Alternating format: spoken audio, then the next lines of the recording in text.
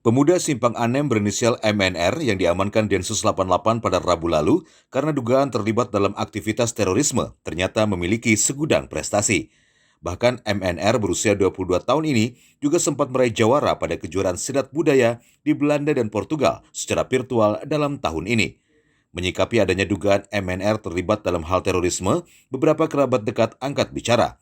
Pasalnya selama kenal dengan MNR, pemuda yang menimba ilmu di Universitas Terbuka Banjarmasin tersebut tak pernah menunjukkan gelagat aneh dan terkenal disiplin dalam beribadah. Atlet Silat. cuma khusus budaya bang, budaya Banjar. Bukan atlet, kalau kan atlet prestasi. Kalaunya ulun mah angkat Banua Banjar. Kebetulan permainan silat kita terbaik di dunia. Pernah menempati ajang. Ajang internasional di Den Haag Belanda. 2 medali emasnya dapat. Oh, dua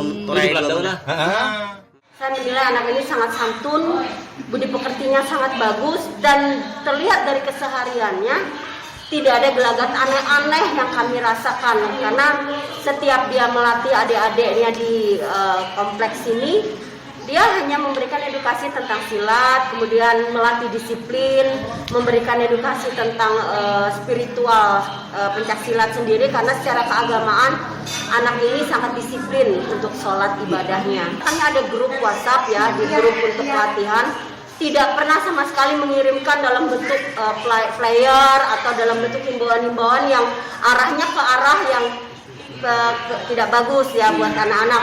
Dia lebih menghimbaunya dengan tulisan, adik-adik kita latihan setelah sholat asar, kita latihan jam sekian. Hanya menghimbau seperti itu, tidak pernah ada memberikan edukasi tentang teroris dan lain sebagainya, tidak pernah. Hingga saat ini belum ada statement resmi dari pihak kepolisian Polda Kalsel perihal penangkapan pemuda tersebut. Dari Banjarmasin, Alif Hidayatullah, K1net.